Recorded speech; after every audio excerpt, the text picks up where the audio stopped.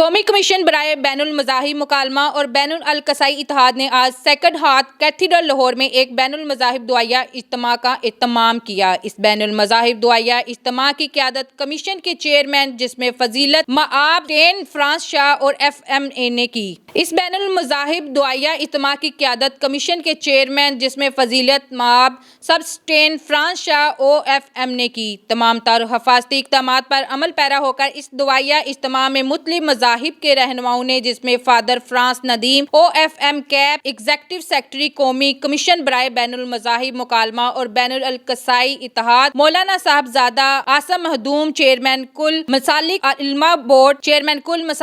Board مفتی سید عاشق حسین principal مدرسہ بیت القرآن بھگت لالہ ہندو رہنما سردار بھوشن سنگھ اور سردار کلیان سنگھ سکھ رہنما نے شرکت کی۔ انہوں نے اپنے عقائد کلیان سنگھ سکھ رہنما فادر جیمز فادر کیسر فروز فادر مشتاق پیارا فادر خالد محمود نے شرکت کی۔ انہوں نے اپنے عقائد کے مطابق حلقے حقیقی سے کرونا وائرس کے خاتمے کے لیے دل کی گہرائیوں سے دعائیں ادا کی۔ لاہور 24 نیوز سے بات کرتے ہیں ان کا کہنا تھا پاپا اعظم نے ویٹیکن سے میں آرچ بشپ آف لاہور ہوں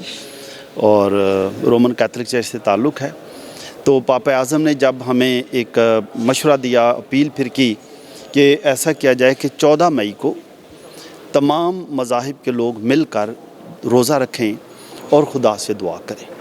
تاکہ خدا جہاں پر ابھی دوائی کام نہیں کرتی وہاں دعا ہی کام کر سکتی ہے۔ تو اس لیے پھر یہ سوچا گیا کہ ہم سارے مل کر دعا کریں گے تاکہ خدا ہم سب کی دعاؤں کے ذریعے روزہ کے ذریعے خدا کرے کہ یہ کرونا ختم ہو اور انسان پھر ایک دفعہ اپنے گھروں میں عزت کے ساتھ بھرپوری کے ساتھ زندگی گزارے۔ یہ ارشاد پروردگار بھی ہے کہ تم میری بارگاہ میں اکٹھے ہو اور تفرقوں میں نہ بٹو۔ قومی کمیشن برائے بین المذاہب ڈائلاگ کے تحت ہمیشہ قومی تہوار ہو یا کوئی قومی سوگوار کا دن ہو، یہاں ایک قومی آواز اٹھتی ہے اور بین المذاہب ہم آہنگی کے حوالے سے ایک پاکستان کی یونٹی کو ایک قوم کی صورت میں دکھایا جاتا ہے، اور اسی کا تسلسل آج پاپا اعظم جو کہ مذہب مسیحیت کے پیشوائے اعظم ہیں، انہوں نے پوری دنیا سے اپیل کی کہ وہ اس کرونا وائرس کے عذاب کے خاتمے کے لیے روزہ بھی رکھیں اور دعا بھی کریں۔ پوپ صاحب نے پوری دنیا کے لوگوں سے انسانوں سے اپیل کی ہے کہ یہ کرونا وائرس سے نجات کے لیے اللہ تبارک و تعالیٰ کو راضی کیا جائے اور اس کے لیے عبادات کی جائیں، اور جو بھی طریقہ ہے اپنے اپنے مذہب کا اپنے اپنے ایمان اور عقیدے کا اس کے مطابق رب ہم سے ناراض ہو چکا ہے، جس کی وجہ سے یہ عذاب ہم پر مسلط ہوا ہے، اور عذاب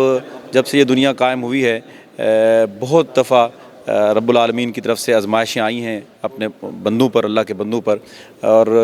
بندوں نے جب بھی اللہ سے رجوع کیا تو اللہ نے اپنے بندوں کی بات مانی اور عذاب ٹل گیا۔ آج بھی یہاں کیتھیڈرل چرچ کے اندر تمام مذاہب کے ماننے والے جمع ہوئے ہیں اور انہوں نے اپنے رب سے التجا کی ہے، اے اللہ ہم گناہ گار ہیں، ہمارے گناہوں کو معاف کرتے ہوئے اس وبا کو ہم سے دور فرما۔ کرونا وائرس کی پاکستان میں صورتحال ہے، کیونکہ آئے دن یہ کیسز بڑھتے جا رہے ہیں اور کرونا وائرس کی وبا جس طریقے سے پھیل رہی ہے یہ اپنے بام عروج پر ہے۔